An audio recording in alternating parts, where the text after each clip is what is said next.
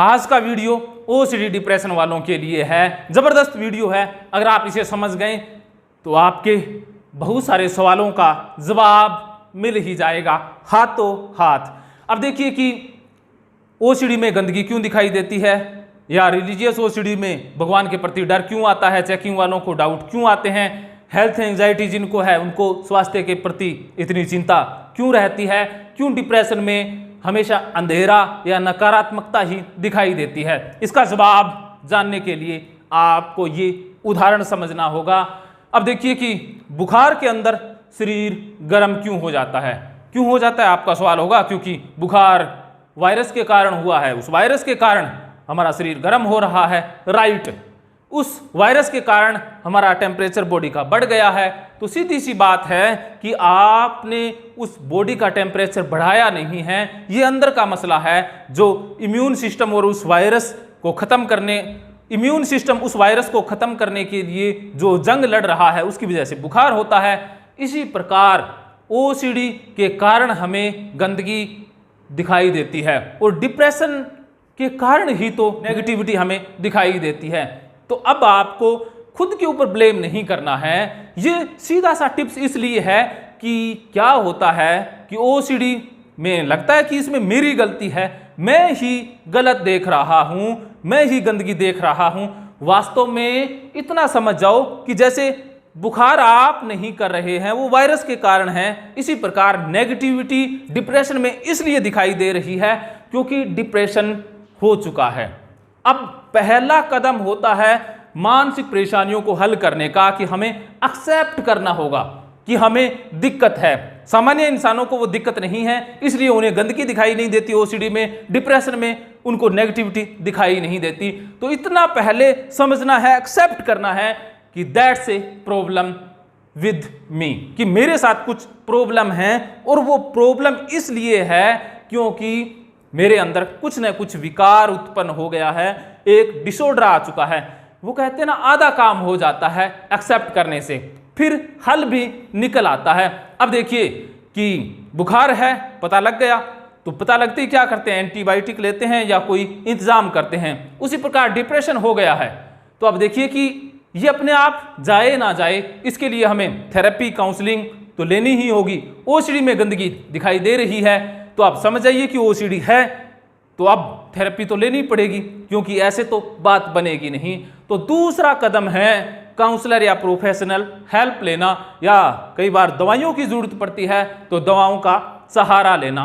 अब ये बात जान लीजिए कि ओसीडी डिप्रेशन में सबसे पहले accept OCD depression, then took the professional help. हमें मदद लेनी ही होगी, क्योंकि डिप्रेशन में जो थिंकिंग पैटर्न गड़बड़ा चुका है, जो अंदर का प्रोसेसिंग सिस्टम है वो गड़बड़ हो चुका है, उसको करेक्ट करने के लिए थेरेपी की जरूरत पड़ती है। अब देखिए कंप्यूटर है, कंप्यूटर में आप इनपुट डालते हैं 2+2 और उसमें जवाब आता है 5, कभी 6, कभी 7, कभी 2। तो आप कहोगे कि कंप्यूटर का जो प्रोसेसर है उसमें जो एल्गोरिदम बने हुए हैं, जो प्रोग्रामिंग हुई है वो गड़बड़ हो चुकी है, तो हमें उसकी प्रोग्रामिंग ठीक करनी होगी।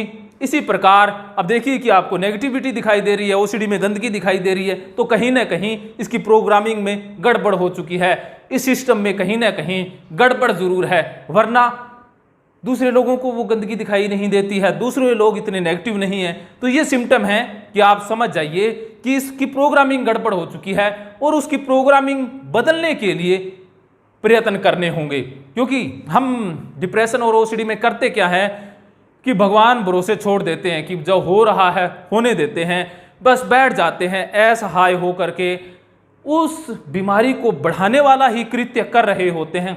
अब देखिए आपने पहुंचना दिल्ली है और चल रहे हैं उसकी अपोजिट साइड, और फिर कहते हैं कि मैं दिल्ली पहुंचना चाहता हूं, मैं दिल्ली पहुंचना चाहता हूं। आप पहुंच पाएंगे? सीधा सा जवाब है कभी नहीं। उसी प्रकार आप ठीक भी करना चाहते हैं ओसीडी डिप्रेशन को, लेकिन काम उसके बिल्कुल खिलाफ कर रहे हैं। जो ठीक करने वाली प्रोसेस है उसको फॉलो नहीं कर रहे, जो फॉलो कर रहे हैं प्रोसेस वो है बीमार करने वाली, तो रिजल्ट कैसे आएंगे? बीमारी और बढ़ती रहेगी। तो ये लगता है कई बार कि मैं बचाव कर रही हूं या कर रहा हूं वही ठीक है, बाकी दुनिया ही गलत है। जो काउंसलर है या बाकी लोग हैं उनके अंदर कोई प्रॉब्लम है, मेरा ठीक है। तो हमें उनकी बातों को ध्यान से सुनना होगा और अपनी प्रोग्रामिंग चेंज करने की तरफ कदम उठाना होगा, ना कि अपनी ही प्रोग्रामिंग जो गलत है उसको ही बढ़ाते रहना है। तो आज का टिप्स यही है कि हम जिम्मेवारी लें, खुद की जिम्मेवारी लें कि ये ओसीडी मुझे हुई है, ये मानसिक रोग मुझे हुआ है, तो इसको ठीक मैं ही करूँगा। इसके लिए चाहे मुझे हेल्प लेनी पड़े तो आज ही मैं हेल्प लूँगा, चाहे किसी टीचर की हेल्प लेनी पड़े, सदगुरु की हेल्प लेनी पड़े, काउंसलर थेरेपिस्ट की हेल्प लेनी पड़े, तो तुरंत हेल्प के लिए अग्रसर रहें, लर्निंग एटीट्यूड हमेशा रखें। और जो काउंसलर या थेरेपिस्ट कुछ भी करने को बताए उसको दिल खोल करके अप्लाई करें। दिक्कत यही हो जाती है कि समर्पण और संकल्प कर नहीं पाते हैं, जो खुद के बिलीफ सिस्टम हैं उनको बदलने में बड़ी दिक्कत आती है। तो खुद के बिलीफ सिस्टम हैं वो इतने फ्लेक्सिबल रखें कि रिजिड ना बने कि उनको बदला जा सके टाइम टू टाइम। अब देखिए नहीं बदलेंगे तो किसका क्या जाने वाला है, दिक्कत हमें ही भोगनी पड़ेगी, जिंदगी हमारी ही तबाह हो जाएगी। तो हमें बदलना ही होगा, हर हाल में खुद को बदलना ही होगा। ओसीडी वाले चाहते हैं बदलना, बदलने के लिए अगर तैयार हैं, ये छोटी सी बात अगर खाने में बैठ गई तो बल्ले बल्ले, अगर नहीं बैठी तो थल्ले थल्ले की ज़रूरत नहीं है। आपका सहयोग करने के लिए ऑनलाइन ऑफलाइन साइको गुरु टीम हमेशा तैयार है, जो थल्ले थल्ले को बल्ले बल्ले में बदल देती है। आप राजेंद्र जोधपुरिया वेबसाइट पर रिटर्न में टिप्स पढ़ते हैं, इसके लिए आपका आभार। मन बात नहीं सुनता, हम सुनवाएंगे। परेशान करता है, हम समझाएंगे। विचार उलझते हैं, हम सुलझाएंगे। इस मन को फिर से शांत रहना सिखाएंगे। मन से फिर से आपकी दोस्ती करवाएंगे। साइको गुरु टीम है हर पल आपके साथ, करवाएगी फिर से मन से आपकी बात। महकेंगे फिर से जीवन में खुशियों के रंग, जब साइको गुरु टीम होगी आपके संग।